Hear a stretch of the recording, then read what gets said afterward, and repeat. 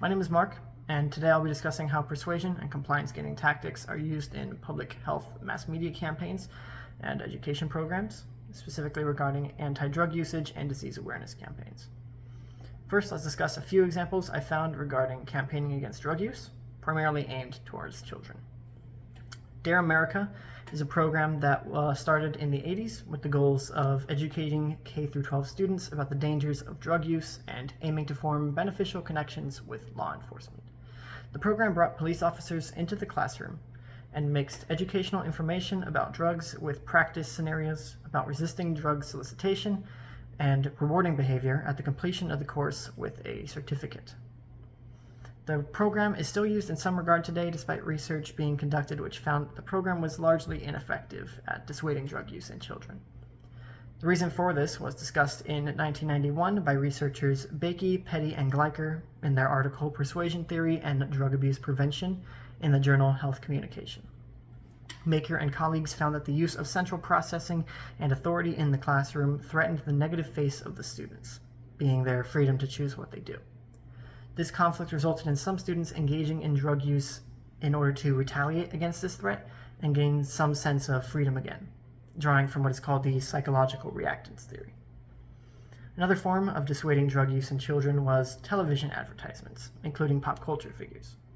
A 1982 ad by the Health Education Council used the fictional characters of Superman alongside a villain named Nick O'Teen to convince children of the dangerous and addictive nature of smoking. Our text by Gas and Sater mentions how children are very vulnerable to persuasive messages.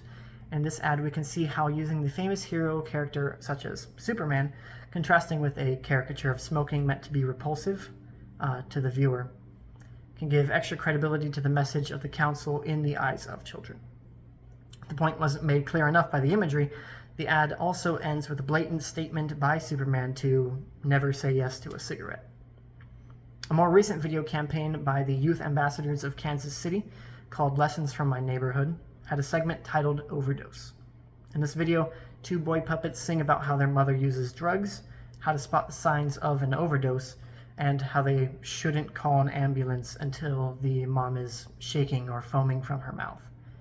The main segment of the video clashes with itself tonally, with happy music and characters straight out of Sesame Street, talking about a topic as grim as drug abuse and overdosing.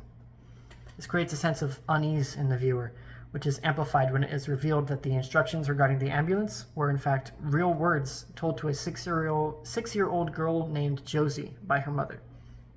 Music here also turns more somber, and the youth ambassadors call for the viewer to help end addiction, poverty, and violence by visiting their website. This ad uses imagery and music to create dissonance in the viewer and uses the real example of Josie to invoke a sense of pity. These, combined with the request to help the problem, capitalize on the viewer's sense of altruism, which is their longing to help others worse off than themselves. Now I want to transition to discussing how public health organizations campaign for compliance and awareness regarding viruses, testing, and healthy behaviors.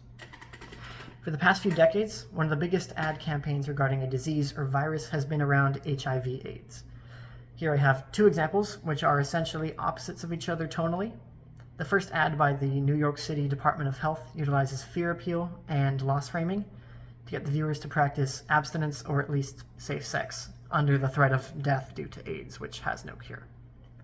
It features the headline, "Bang, you're dead," to catch the eye of the viewer, and the black and white color palette emphasizes the severity of the situation. The other ad, by Williams & Associates Incorporated, does just the opposite, being gain-framed and utilizing warmth appeal.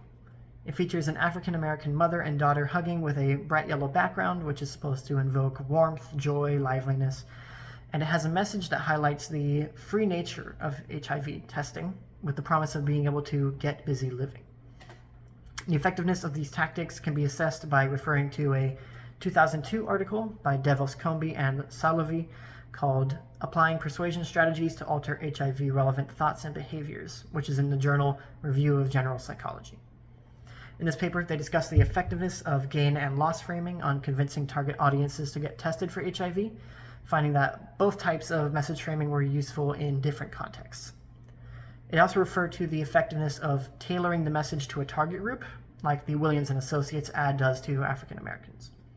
By their own words, they seek to address minority health disparities, and using members of the African American community in the ad is a way of invoking a sense of identity with the targets, increasing the message's effectiveness among that group. The same duality of message framing and motivational appeals exists in the realm of COVID-19 advertising as well. The first ad I have here is from the Houston Health Department, being a video titled "Believe in We," which again uses the warmth appeal and gain framing to convince the audience to work together as a community.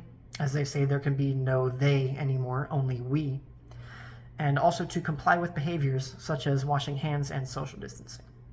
This video seeks to inspire hope and reassure the audience that things will get better as long as they follow the health guidelines. The second ad is from the National Health Service, and this one utilizes not just fear appeal, but guilt appeal as well. It does this by displaying images of COVID patients and healthcare workers, and saying that these are the people that will be harmed unless you stay home.